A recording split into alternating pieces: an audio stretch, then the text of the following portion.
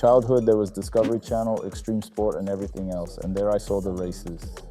Actually, I saw the drift formula long ago. I had no idea what drift formula was, let alone.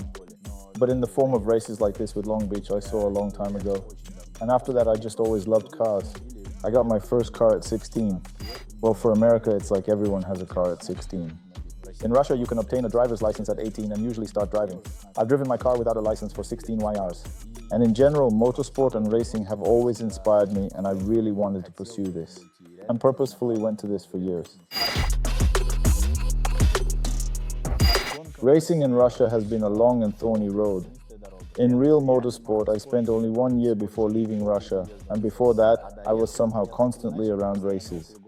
I helped people organize events, organize my own events, plus I was very fascinated by the culture of street drifting. Generally, I always had a car for street drifting. In Russia, there is snow. It's amazing in winter when it snows. You start to ride a lot on the streets, which gives you a great deal of skill. I rode a lot on the streets, it was fun.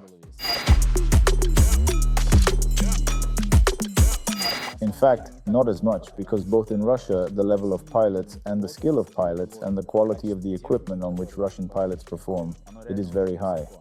But there is a big difference. In Russia, there are faster highways. Here they are, on the one hand, slower. On the other hand, people use a more aggressive tire. It is also wider than the average used in Russia. To choose the younger series, consider a wider wheel for increased power and reliability. More requirements for technology apply to the upper series. So these features really exist. Next come a lot of different judging according to the track configuration itself. In Russia, there are faster racing trajectories where more sliding is used, and it is necessary to fly from place to place, from clip to clip, covering a long distance. Here, everything is a bit more compact, but I can't say it's less interesting. In fact, I faced big difficulties due to the track configuration being really different and a different judging assignment. Intriguing.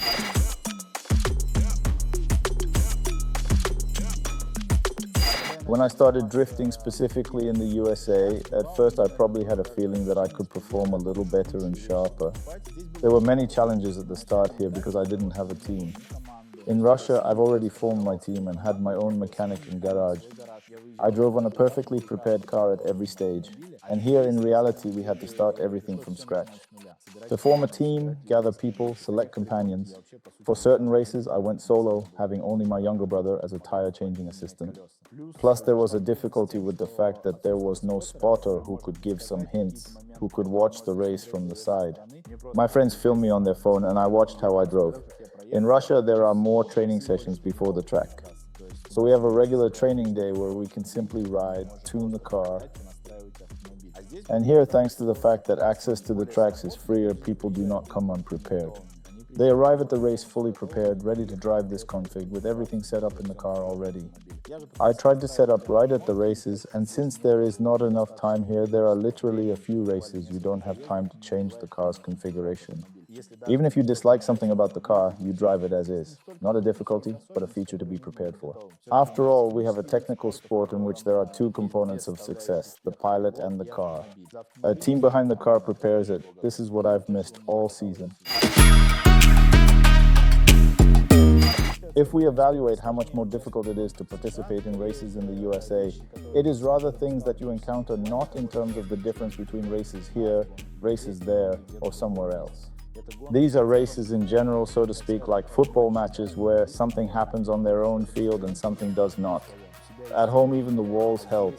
And here you encounter many problems that are not so much related to the race. It's getting harder for you to do. Finding where to buy tires is tougher, buying fuel is tougher. If you haven't prepared something, it takes much more time to prepare it properly.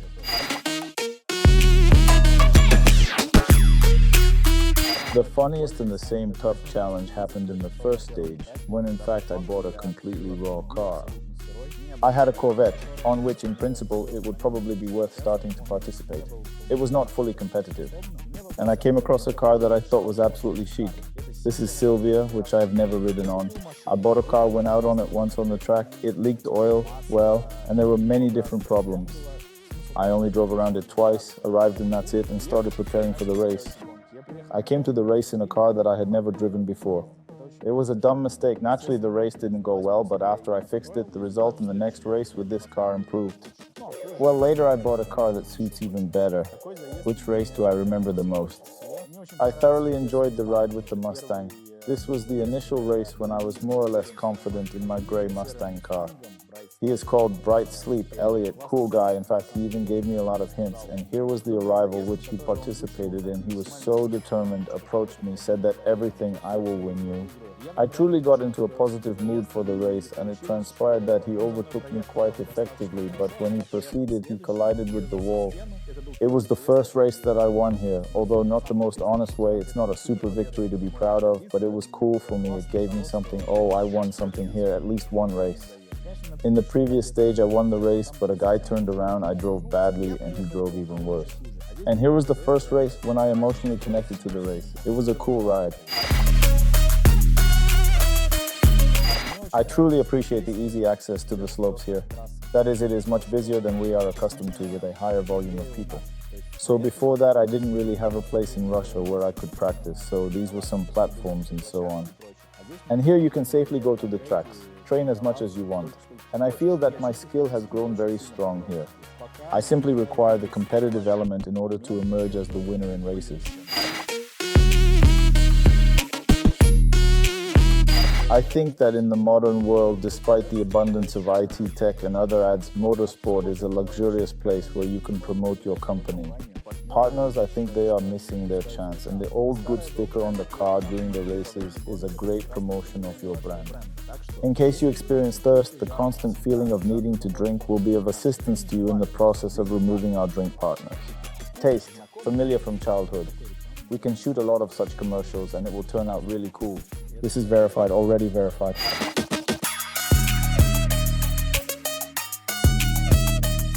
Expenses are comparable as something is cheaper here, something is cheaper in Russia. In Russia, servicing is cheaper, working with a car is cheaper, but spare parts are much more costly. Plus, sometimes there are major difficulties in ordering them. It takes a lot of time. Here, conversely, it's easy to order. You bought all you need. They assembled the car. Now you're racing. Overall, it's expensive. It requires a lot of money. I was lucky to meet Dima Bruzzi, who sold me a car, and he helped me to orient myself in budgets, how much everything will cost, how much money I will spend for the season, and all other expenses.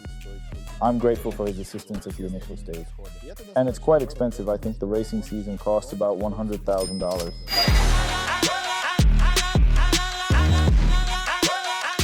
This is a cool story. In Russia, in short, I got into real drift with a car. This is Zhiguli Vaz 2106 Lada. You may know her probably at most from the Top Gear, from literally one episode about them, about Soviet cars. However, the story of this is actually very cool because it is the exact car that I purchased when I was 16 years old. Then he fell apart, everything broke in him, and after that I had many cars, and he stood on the street all this time. When considering trying drifting, in Russia there is winter drift, which is more affordable due to tires not being removed, requiring less power for driving on snow and ice. Decided to fully restore it, made it technically in perfect condition as much as possible. Made all the necessary changes to the suspension, installed a slightly more powerful engine, and I began drifting on it, and I drifted on it frequently. I truly drifted nearly every night, therefore it was a genuine kill the street, so to speak.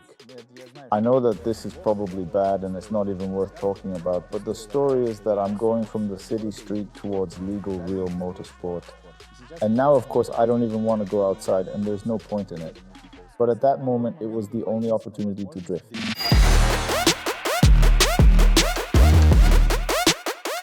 The car positioned behind me is incredibly beautiful. I truly admire her. It is exactly what I desired and longed for. I bought this car from Dima Bruzzi when I was just learning everything about motorsport. One very cool racer, he races in rallycross, told me that if you start developing in motorsport, the best thing is to buy cars that have already won something.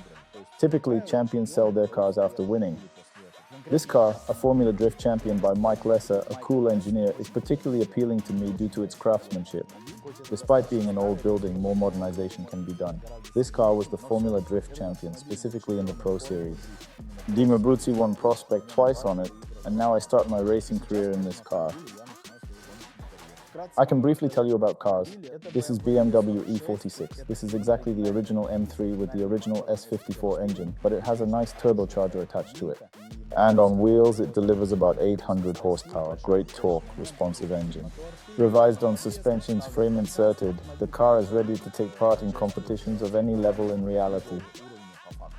And now it is generally good for the local level.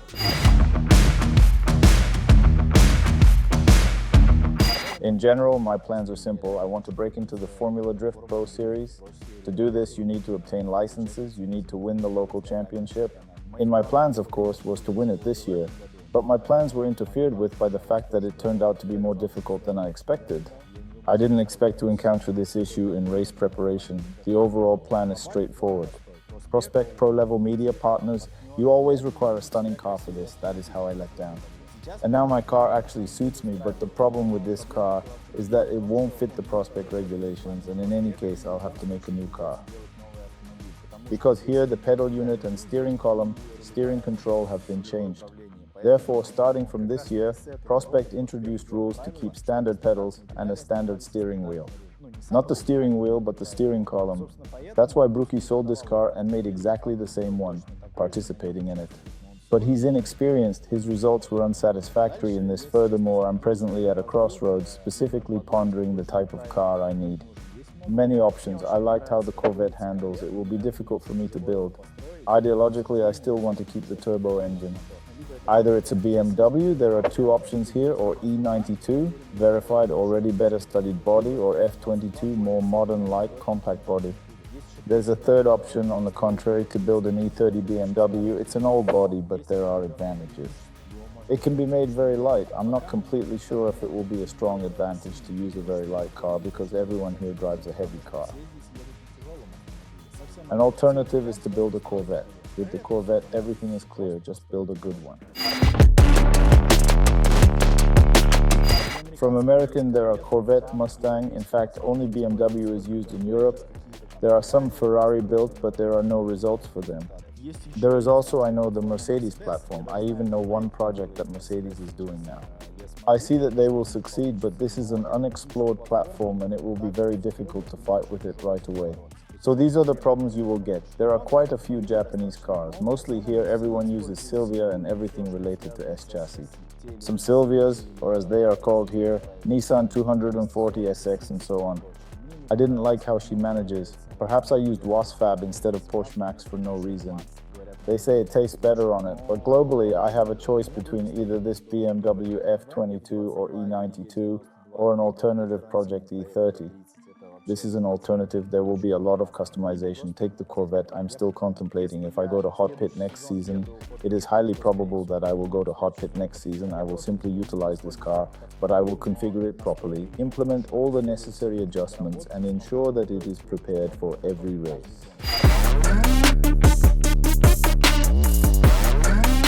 The initial and crucial aspect I liked is its originality as a sports car, meaning it was purpose-built for that.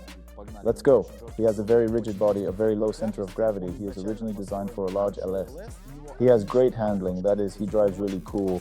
And now three downsides of the Corvette. Very hard to maintain in terms of the fact that in case of any repairs, it'll be very difficult to fix. This is solved by a good team of mechanics. Maybe I'll do it.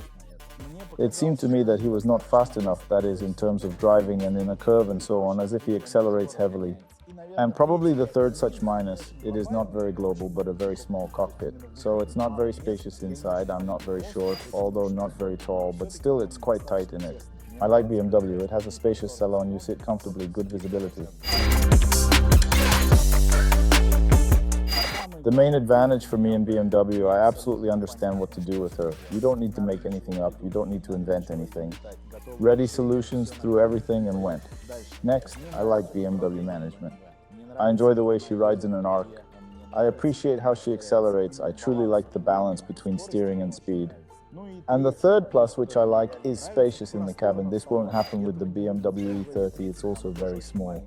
And here's a big car, you sit comfortably, calmly adjust everything as you like, the steering wheel, pedals, adjust the seat, everything for your comfort. Crucial to have a good overview, that is, being comfortable watching everywhere. BMW's disadvantages. No downsides to BMW, purely my opinion. Many will argue, I think. Thanks for watching this video. This is our initial video and interview format. I hope you enjoyed it. Subscribe to our channel, click the bell, and see you again.